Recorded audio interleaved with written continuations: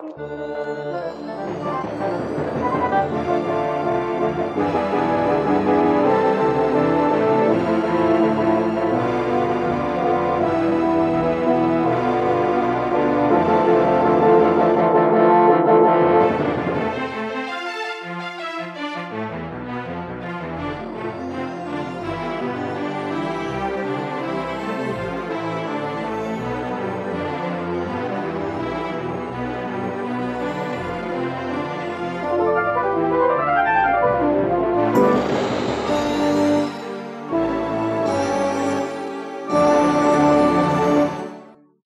Dean, I'm the dad. Laura, I'm the mom.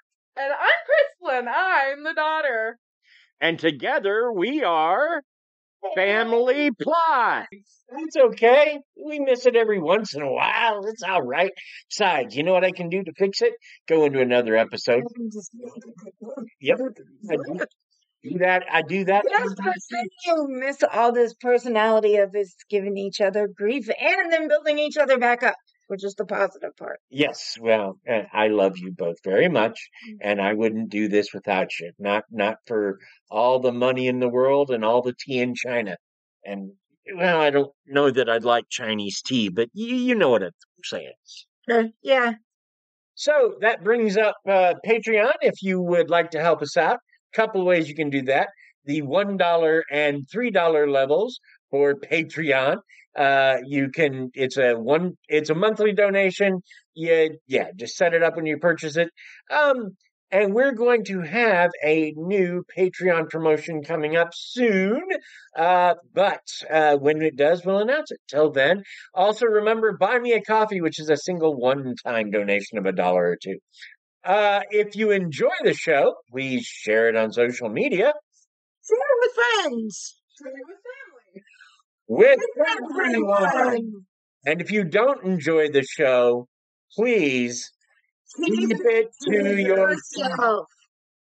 So what are we talking about tonight? Well, on January 15th, 1947, a woman was found cut in two at the waist in the Leimert Park area of Los Angeles. The woman was Elizabeth Short, who spent time in Florida and New England before moving to California to live with her father. Many believed she was an aspiring actress, and in the wake of the homicide, the papers dubbed her the Black Dahlia. We cover this whole lurid tale in this special unsolved crime episode of the Family Plot Podcast. This will be interesting. Yep. So let me get into her early life a bit. Elizabeth Short is her actual name. She was born on July 24th, 1924, in the Hyde Park section of Boston, Massachusetts. She was the third of 5 daughters born to Cleo Alvin Short Jr. and Phoebe May Sawyer. Her sisters were Virginia May West, born in 1920, Dorothea Schlosser, born in 1922, Elnora Chalmers, born in 1925, and Muriel Short, born in 1929. Her father was a former Navy man who made money building miniature golf courses, which I didn't know was a job you could have. Well, that was the job that Kurt Russell had in. Well, that's what Kurt Russell decided to do in Overboard to win the contract. And that's what they were doing. So I guess Yes, yeah, it could be a thing.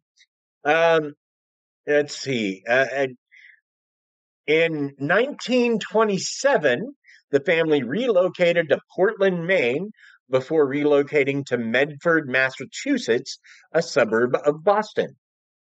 Isn't Medford one of those ritzy Breakfast at Tiffany's kind of? Well, not Breakfast at Tiffany's. The Breakfast Club kind of like Massachusetts, upper middle class suburban. Yeah, that's kind of that. Trust neighborhoods. Yeah, I believe so. John Hughes kind of neighborhoods. Yeah. Yeah.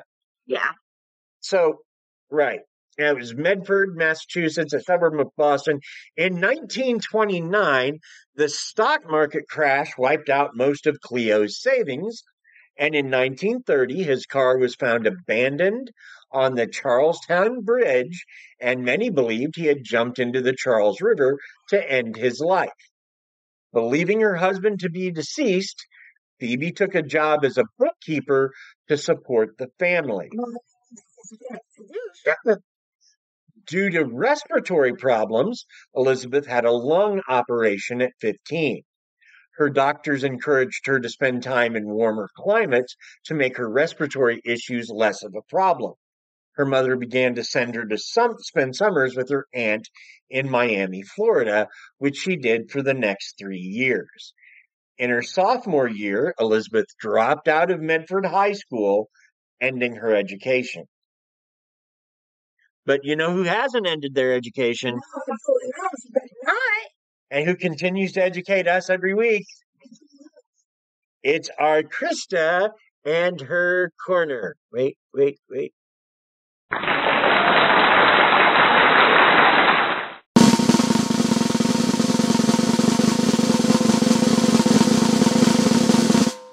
It's not just any corner, it's Krysta's corner. Everyone is great, my Krysta. You know, I am doing all right, but I have kind of had a rough week emotionally.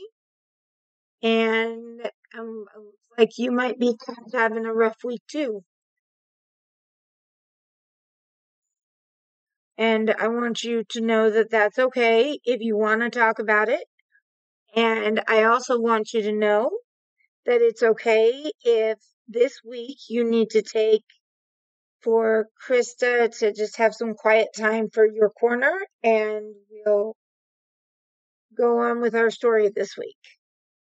Okay? Because, hey, what do we always say? What did our friend Kate teach us? She taught us that you matter, right? Kate really encouraged all of us, right? And you matter, right? And you do matter to us. If we need to not do Krista's Corner, or if Krista's Corner is just us having a conversation with you and letting you know that, Krysta, we support you. And I think everybody in the fam supports you. And we just want you to know that we're all here for you, okay? So if you need to just take this week and curl up in your blanket fort in your corner, like Kate would do, that would be her suggestion. That was always her fix for everything. Then you can do that, okay? Okay. I'll even put in noises like you're tromping away. Like Absolutely. Yeah, he could put elephants and like bugles and like parade music. There's a for she's a jolly good fellow. For she's a jolly good fellow. Our Krista's Corner fellow.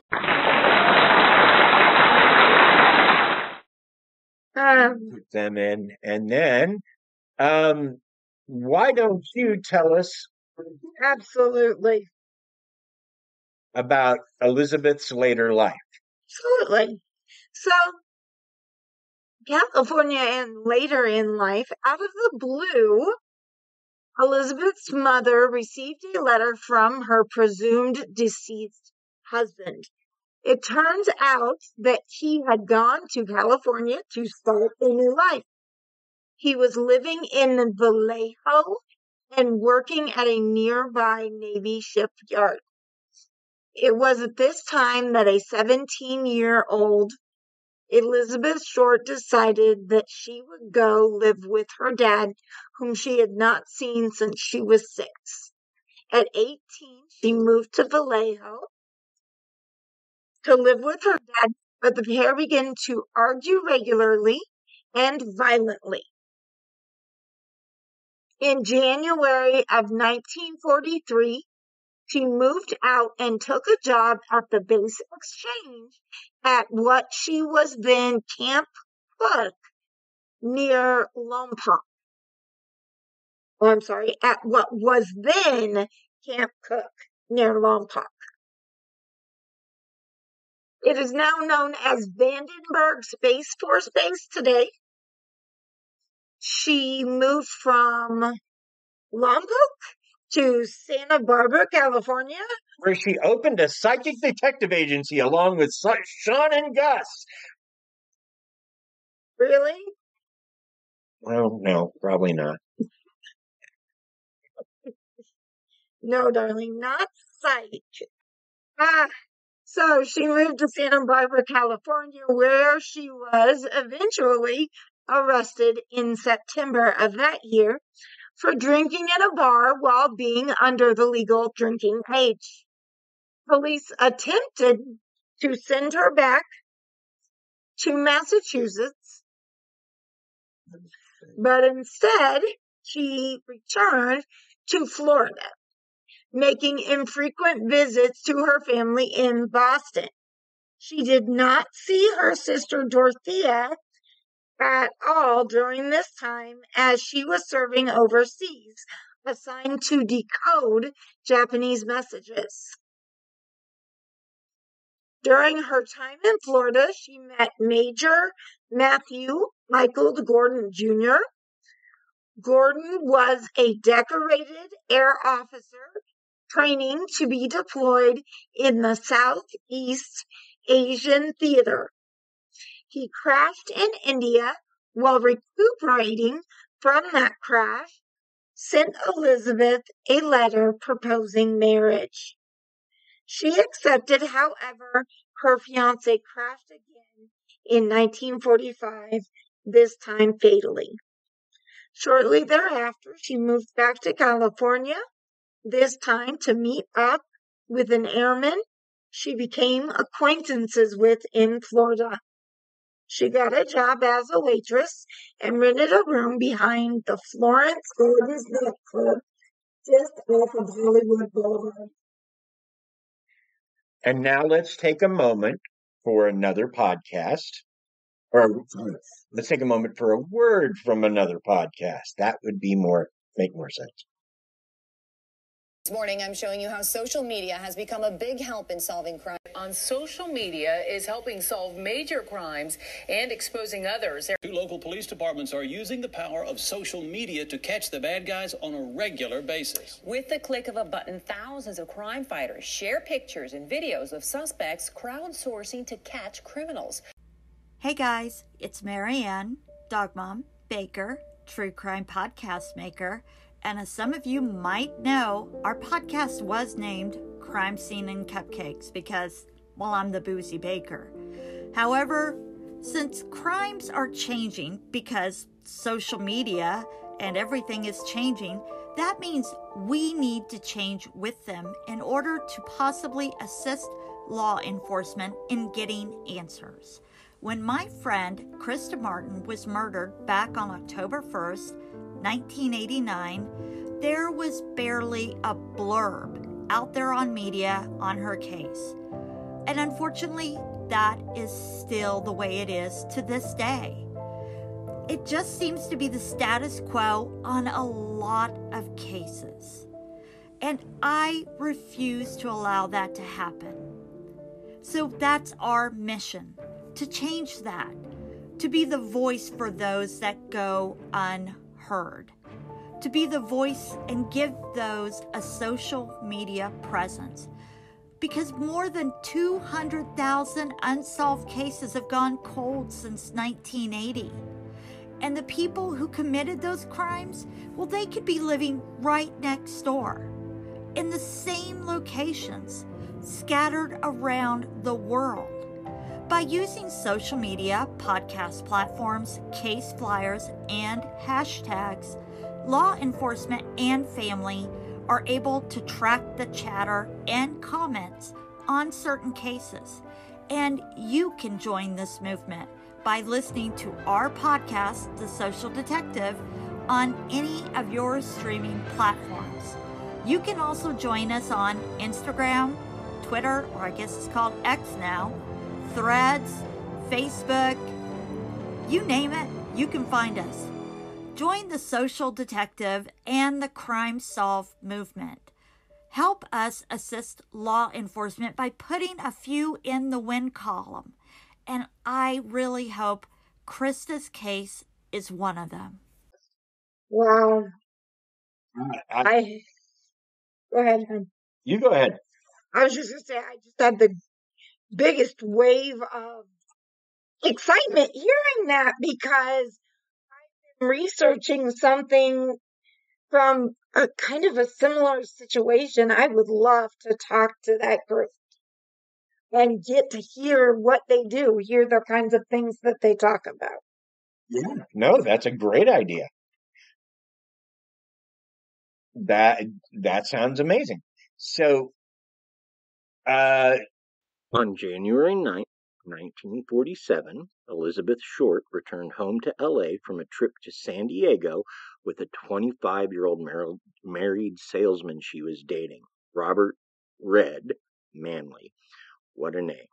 Manley dropped her off at the Hotel Biltmore, where she was to meet one of her sisters who was visiting from Boston. Staff of the Biltmore reported seeing her use the lobby telephone, and later at the Crown Grill Cocktail Lounge located on South Olive, a little over 100 yards from the Biltmore Hotel. On the morning of January 15th, 1947, her body was discovered in a vacant lot on the west side of South Norton Avenue in between Coliseum and West 39th Streets. She had been extensively mutilated and left in a vacant lot in the extremely undeveloped Limert Park neighborhood. Her body had been posed with her hands over her head, her arms bent at right angles, and her legs spread apart. There were also tire tracks and a heel print near the body, as well as a cement sack containing watery blood. Maggie Underwood from the L.A. Press-Herald was the first reporter to arrive on the scene and took several photos of the body and the crime scene. So maybe a more warning for this episode? Yeah, just a little bit. Right. I tried not to get into details. I really did. No, still, I think that's what she's saying, babe, that we still probably ought to put a little bit of a trigger warning. Yeah, you might be right. Let's take a moment for a word from our sponsors.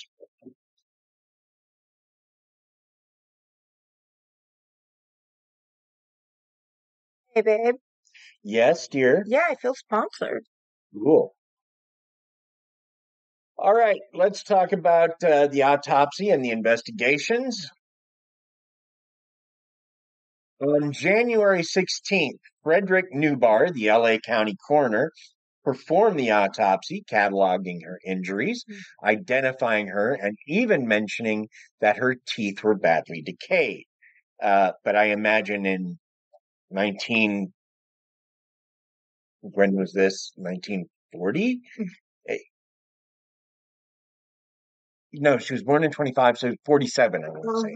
But I can't imagine dental science was well advanced by then. And even if it was, I'm sure the populace wasn't practicing necessarily. So, now he also said her body had been cleaned with gasoline to destroy any fingerprints, and a rape kit, wasn't known as that at the time, but that's what they call them now, had been collected. But the results were somewhere between negative and inconclusive.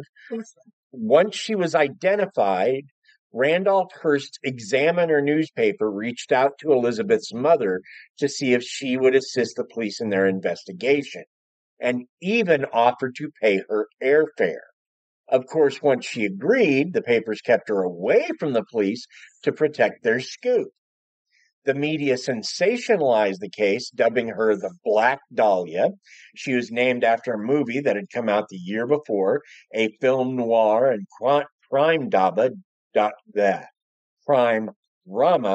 dubbed The Blue Dahlia, written by Raymond Chandler, I believe, suggesting, and these stories were suggesting that her goal was to become a film star and calling her an adventuress that prowled Hollywood Boulevard. Another paper referred to the murder as a sex fiend slaying. On January 21st, a man called the editor of the Examiner newspaper to congratulate him on their coverage of the Beth Short murder. He claimed to be Short's killer, saying he would turn himself in soon, but wanted the police to chase him further. He also said that. It's just a lovely doctor. He sounds like a prince. He also said that he would send the. Send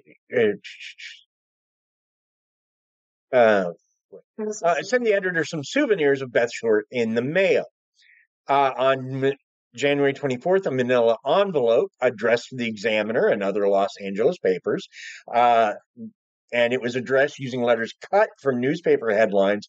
And on one side it read, "Here are the Dahlia's belongings, letter to follow." Inside was Short's birth certificate, an address book with Mark Hansen embossed on the cover, business cards and names written on slips of paper, among other things. That same day, police recovered a black handbag and a black woman's shoe, which were discovered on top of a trash can in an alley off Norton Avenue, 2 miles from the crime scene. Both the envelope and the accessories had been cleaned with gasoline, though several partial prints were left on the envelope. It was sent to the FBI to identify the fingerprints. However, somehow in transit, the fingerprints were destroyed. On March 14th, a note was found in a shoe atop a pile of clothes near the ocean in a beach in Venice. The note claimed the author was Elizabeth Short's killer, and he could not bring himself to turn himself in, so he was going to take his own life. He apologized to someone named Mary when signing off. Police turned to local nightclub owner Mark Hansen, who police had ascertained was the owner of the address book Elizabeth had. However, he was rather quickly cleared of any wrongdoing, other than perhaps being a bit overbearing when it came to trying to get Elizabeth to date him. Nor were the police able to identify the owner of the clothes found on the beach. A small army of LAPD, the California State Police, and the LA Sheriff's Department interviewed over 150 men, everyone listed in the address book, her boyfriend, and several other locals, all to no avail. The police believe she had been killed on the outskirts of LA and dumped in the vacant lot. I guess since there's so much information, there are so many intersecting pathways here, we should probably take time for one more word from our sponsors.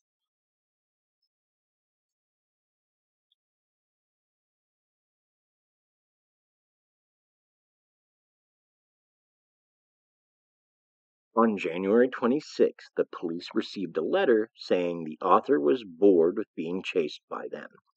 And he named a time, place, and date when he said he would turn himself in, but he did not show. The Examiner got a letter later that day that said, "Changed my mind. You would not give me a fair deal. You would not give me a fair deal. The Dahlia murder was justified." The prince, I'm telling you. Yeah, big old prince. So eventually, Short's murder went cold. Due to the local and national press attention, Short became a failure for the LAPD, and eventually she was one of many cases featuring women or children that the LAPD had not solved. Since that time, other suspects have been identified. During the initial investigation, the LAPD received over 60 false confessions, mostly from men. Since that time, they have received over 500. Some confessing on behalf of dead relatives, some confessing that they did the deed themselves, but that they were born shortly, but then they turned out to be born shortly after Short's murder. There are a handful of suspects, however, that are considered the top suspects today. So let's talk about those. First, Norman Chandler, publisher of the LA Times from 1945 to 1960. Donald Wolfe, in his book, The Black Dahlia Files, The Mogul, the Mob, and the Murderer That Transformed Los Angeles, claimed that Norman Chandler had impregnated Short, which led to her eventually being murdered by mobster Bugsy Siegel on Chandler's say-so. Dr. George Hoddle, in 1949, Dr. Hoddle was accused of having non-consensual sex with his daughter, Tamar. Hammer made the accusation, and at least 3 other people claimed to see him having sex with his daughter. Years later, his son, an LA police officer named Steve Hoddle, accused his father of killing Short, and shortly after he was accused and acquitted of sexual assault on his daughter. The police added Hoddle to the list of potential Black Dahlia suspects. Author James Elroy endorsed this theory of the killing in 2004 as well. James Knowlton said, we know very little about George other than he lived in LA at the time of the murder and died in an auto accident in 1962. In 1990, her daughter Janice was being treated for depression and mental problems related to a recent hysterectomy. While being treated for these things, she experienced a recovered memory where she believes she remembers Elizabeth Short living in a makeshift apartment in their garage until after her father killed her.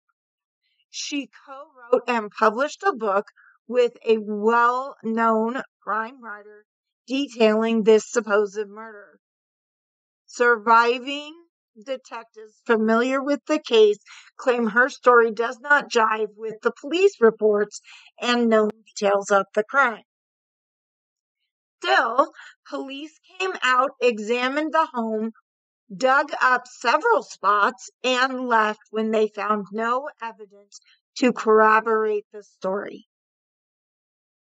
Jack Anderson Wilson, also known as Arnold Smith, interviewed by author John Gilmore for his book Severed. Once Wilson passed away, Gilmore claimed that Wilson admitted to killing Short and was known to have been her friend. However, many people question his story, as in 2000, Mary Pacios, how,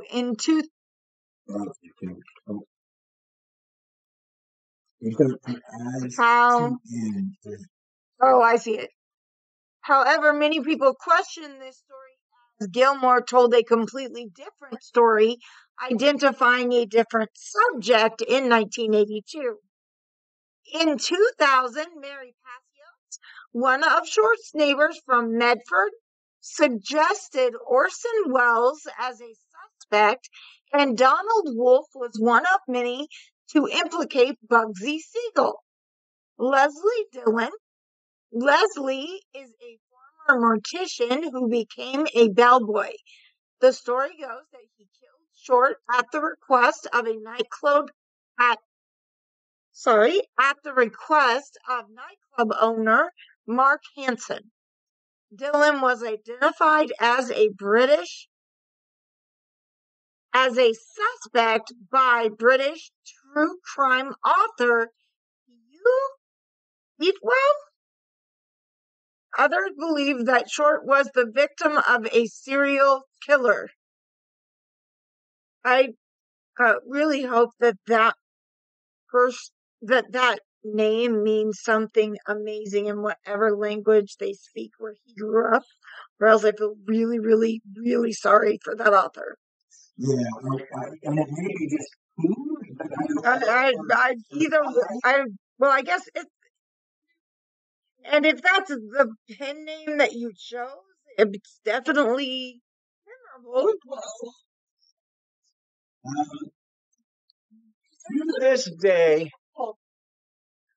To this day, the case remains unsolved. However, in the Lambert Park neighborhood where her body was found, residents report seeing a sad, pale woman dressed in black velvet looking lost, pale, and forlorn on the sidewalk. Oh, poor Elizabeth. And that's the thing to me, is this case was, I mean, for 1947, Elizabeth Short was living kind of a dangerous life. Absolutely. You don't know that. 24, she was still living a dangerous life. So, And anything that she was trying, I feel bad for the girl, because anything she tried, it was almost like it was doomed to failure. Yeah. You know, she like, you know, she thinks dad took a nosedive off a bridge, and so she's dealing with that, and then she finds out that dad's still alive. So she's like, I'm going to go reunite with dad, and she moves in with dad, and dad starts questioning her choices and her lifestyle, and she starts, you know, I'm sure she held all sorts of, you know, bitter feelings about the time he just sort of vanished. And so she probably snapped back, and he didn't care for that. And it was only a couple months went by before she was like, I'm out. And I can't say I blame her. And, you know, then she got caught and sent back because she was drinking underage. Yeah. Which there's some authors who say that's also suggestive of she was, you know, prostituting herself, but we have no proof of that. Just like we don't have any real proof that she was ever wanted to be an actress. There is no film footage that exists of her. We have no records of her auditioning for anything. So much like the story of her being an adventuress was cooked up by the LA papers to sell more papers, the idea of her being an actress seems to be just part of a backstory they gave this poor dead woman. Absolutely. And I think that whether she wanted to be or not, if are we talking about final thoughts at this point? Yeah. To be sure. Because I've actually got one this week. Don't fall out of your chair, Crystalline. I knew you were going to do that.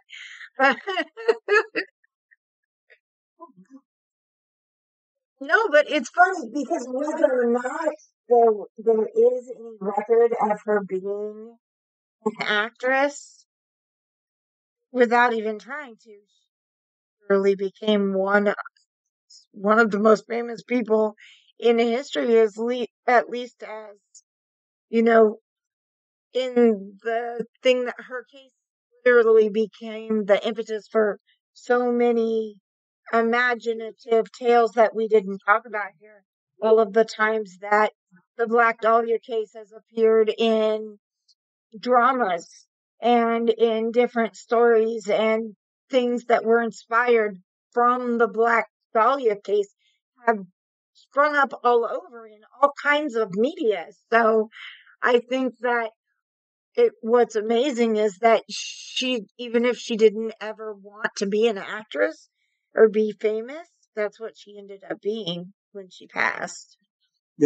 That's absolutely true. Her story has been borrowed from, used for other things. It turns up in other mysteries. Her killer has been accused of being other serial killers. So, you know, yeah, and if you say Elizabeth Short, people, unless they're true crime fans, don't know who you're talking about. But if you say, you know, the Black Dahlia, oh, now they know, and now They'll tell you every theory of the case you ever wanted to hear. And so many of the theories that I've heard that have like these paranormal bents or heavy conspiratorial bents, they sound to me like the same theories you hear about Jack the Ripper, where it's like the Queen, and not just the Queen, but in addition to the Queen, it's the Freemasons and her physician in ordinary, Dr. John, and it's just wow. I get that all these people exist at the same time. You don't have to pile them all in to make the solution more interesting. Just tell me what happened. Right. And yeah, by being an enduring mystery, she's become the American answer to Jack the Ripper. Just her name has become the face of the crime, or the name that the papers gave her became the face for the crime rather than her own, which I guess would be better than it being, Gary the Slayer or whatever, just giving him a moniker like they did with Jack the Ripper. Chris, do you have any thoughts you want to share? One of the things, though, to me was that, okay, yes, the lifestyle she was living would be dangerous in 2024. You're right. No, I get it, right? She's renting a room but behind a nightclub, and a big one at the time. The Florence Gardens were one of the places to go in LA. So she's living above this apartment, and I don't know if anybody's looked into it, but I imagine if they would have.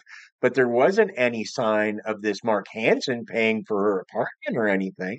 So, but guys like that, big names like that, kind of have the feeling that they can have what they want. And especially when it came to women at the time period, you'll shut up and do what you're told. We're so happy that it's not like that now.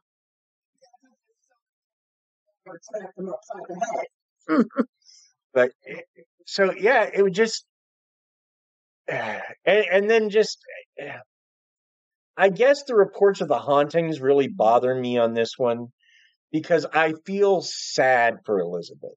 Like, this wasn't a life that she looked for. If she did sell herself a time or two while she was in, wherever they kicked her out of for drinking underage. And I don't think she actually did. I think maybe she was just drinking underage, and they were more serious about that at the time. And like literally they sentenced her to go home, which she didn't even do. She went to Florida where she had family. And that was something else, is knowing she had those lung issues at 15 made me identify her with you a little bit. Yeah. And some people in that bubble of life is too short. I'm going to do what I want to do with my life. And you don't have the same views on living and dying necessarily as everyone else does, because you've been in that position. Right. And then on top of that, she went to Florida, which, again, the areas of Florida she went to were kind of party spots. I mean, sure, mostly they were party spots for soldiers, so they were a little safer for a girl. Right. Because soldiers around that time were... Well, obviously not too much because of what ended up happening to her at the end of... Right. Right. But, yeah, and like I said, it's just one of those crimes that was never solved. And the best that they got was they thought she was killed on the outskirts of LA and dumped in that Limerick Park neighborhood because it was out of the way. And I mean, there is one theory that there was a hotel, and I forget which one it was, but one of the owners found a room covered in blood and fecal material. Oh. And he just cleaned it up without complaint. He didn't know what it was from, but he didn't want his hotel investigated. But again, that's all hearsay kind of evidence, and you can't how seriously can you take any of it? Absolutely. And, you'd think the investigators at the time, they put a significant portion of the force on this at once upon a time, because the public fell in love with this girl, which is also weird to me, because it seems to me that, like young Latinas and Black women have been found in similar situations, and they didn't get near this kind of press. And so, it just like, so once again, it's a white woman and white America noticed. Absolutely. And that's terrible. It really is. You're absolutely correct. So I don't know. But like I said, it's a high risk lifestyle, but that doesn't mean we got to go, well, that's what you get. That it should never be like that. And if she really was dating Mark Hansen, she could have met her death 1,000 different ways. It all have been his idea. But it could have been as simple as he ordered it, because she was being like, oh, you won't date me? Okay, well, then you won't date anybody else either. It could have been that. Or it could have been something as simple as, guys that powerful, they attract flies. And man, they hear one guy is like, oh, he didn't like that girl. I'm going to go take care of that girl. And he takes care of the girl and then goes, hey, you know how you're saying you didn't like that girl? I took care of her. I let me in. And sometimes that'll get you in, and sometimes it'll get you buried in, cement or whatever. Okay, Dad, that's getting a little dark. I'm just saying that when it comes to guys like that, he didn't even have to put the word out necessarily to make it happen. That's all I was trying to say. One person overhears something, the wrong person trying to make a name for themselves. And that's what I hate about these sort of cases, because at some point you just have to go, I don't know. Yeah, absolutely. Well, I guess that brings us to the end of the show. It does. Thank you all for listening. Thanks for keeping us in the Good Pods Top 100. Always love to get those emails every week. Thanks to Bill Berendt. That last name is spelled Behrendt. Bill Berendt is the man who does our theme music. So definitely want to say thanks to Bill for that. Bill also is a musician, so if you need music for a project or someone to play an event, Bill can do that too. Reach Bill at Bill Berendt at sbcglobal.net. Thanks also go out to Paige Elmore of Reverie Crime Podcast. Now, she recently shuttered her podcast, and we are sad to lose her, because I think it was a great podcast. But she also has an addiction to Canva, which she combines with our own Krysta's artwork to do some logo art for us. Thank you, Paige. Thanks also to Aaron Gnert of the Big Dumb Fun Show. I also need to include a very, very special thank you to the good folks out at Royalty Free Music, who found that little Halloween piece that we use in our new promo that just dropped. So if you've heard that, let us know what you think. We really like it. Yes, absolutely. Really, it's really fun. So, and other than that, listeners are just like, I know that podcast. Absolutely. That's the best. Please join our Facebook group. Yes, come join us in the Facebook group. It's so much fun in the Facebook group. And join us next week as we do another episode. One of the ones inspired by Laura here, looking into the origins of more fairy tales. Bye!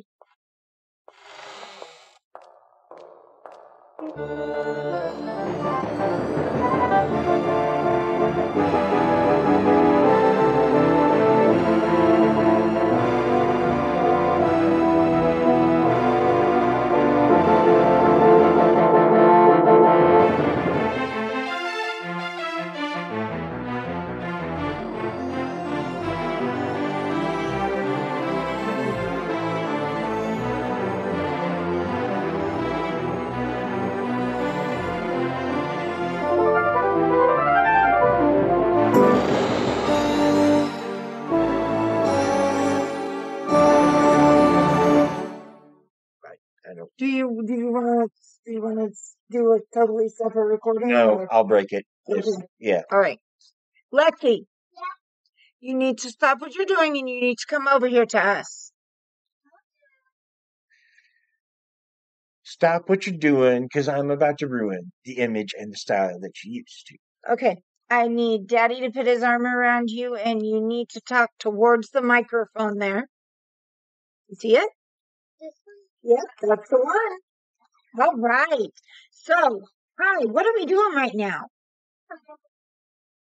Sing a happy birthday to me. Why is that? Because tomorrow's my birthday. And that means when Daddy puts the podcast online, that it will be your birthday. So when everyone who listens to our podcast hears it for the first time, it's going to be your birthday right then.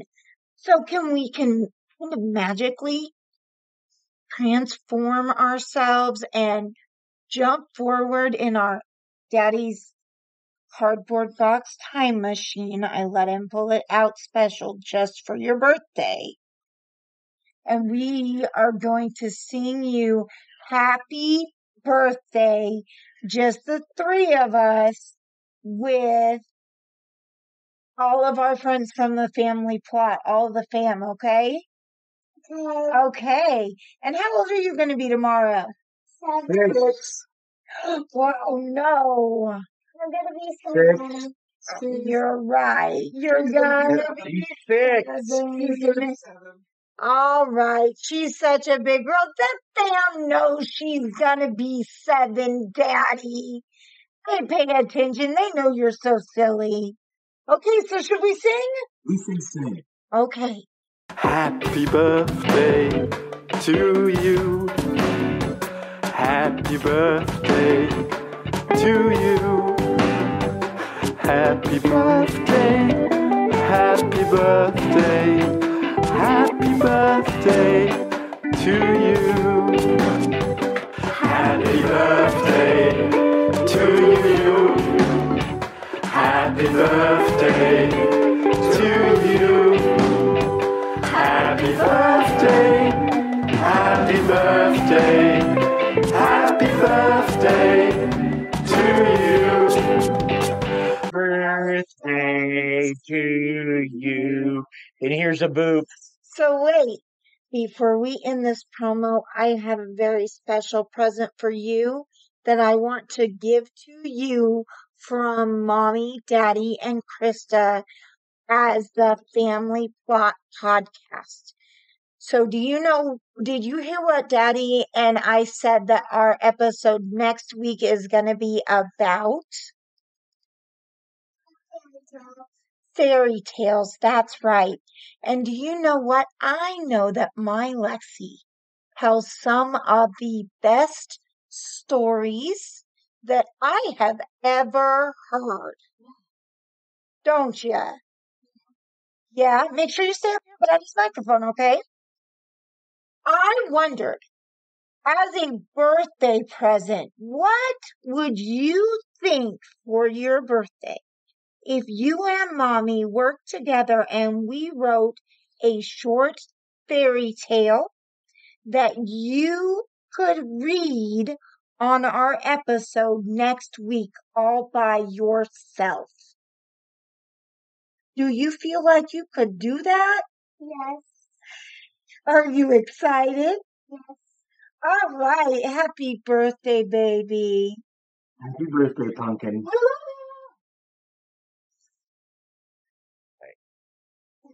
Sorry, Chris. No, I was just worried about Are you okay? I was worried. yeah.